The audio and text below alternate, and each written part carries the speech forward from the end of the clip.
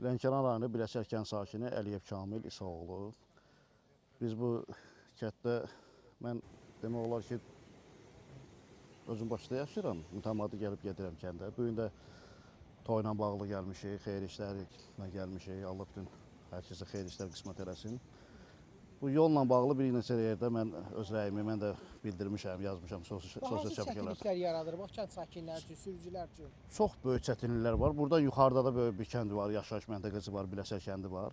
Yəni bu kənd ən azından bir 3-4 dənə kəndi birləşdirir bu yol. Bu yol hardasa mən 1-2 ay bundan qabaq gəlmişdim, sürüşmə var idi burada. Bu sürüşmələr var idi burada.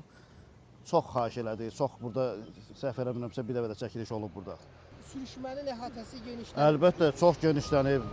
Dəfələrlə bunun əgər qarşısı alınmasa demək olar ki, bu yol 3-4 kəndi birləşdirsə qaldı hər yer. Heç burada başqa burada yoxdur. Heç bir başqa yol yoxdur. Hamı buradan istifadə edir. Birazdan da inşallah yazdır, istirahətlər başlayır. Cəmaət gəlib getmək istəyir bu kəndə. Bu hamısı gəlir məsələn istirahət üçün. Burada keçməyə də bir yer yoxdur. Xahiş edirəm bura bir əncam qılınsın. Yoldur, düzəltsin.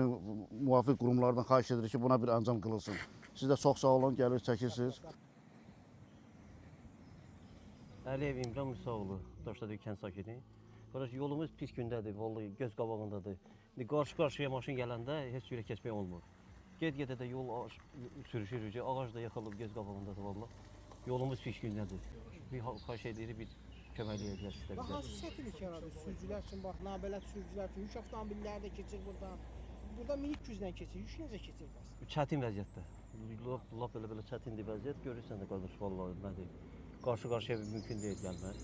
Gərək gözləyəsən, o başda gərək gözləyəsən ki, maşın gəlib keçsin. Və xam adam olanda da heç bir şey keçə bilmirlər. Gözləyirlər, maşının altı zad edəyir. Yolda belədir. Biraz qumzat töküblər orada, o da biz gedib sürüşüb aparır.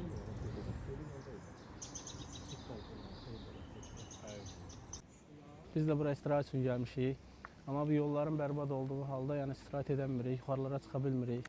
Və inşallah ki, gələcəkdə bura turistlər gələr bizim kimi. Biz özümüz Qıraq rayonundan qonaq gəlmişik, amma çox gördüyünüz kimi pis vəziyyətdədir, təhlükəlidir, uçub gedir, yuyulur gedir. Yəni, xahiş edirik ki, ora bir tədbir görülsün, yaxşı olar, bizim üçün daha yaxşı olar. Ahmet bəlkə danışasın, nereye çəkərlər? Abi o bu tərəfə də verir, görsün.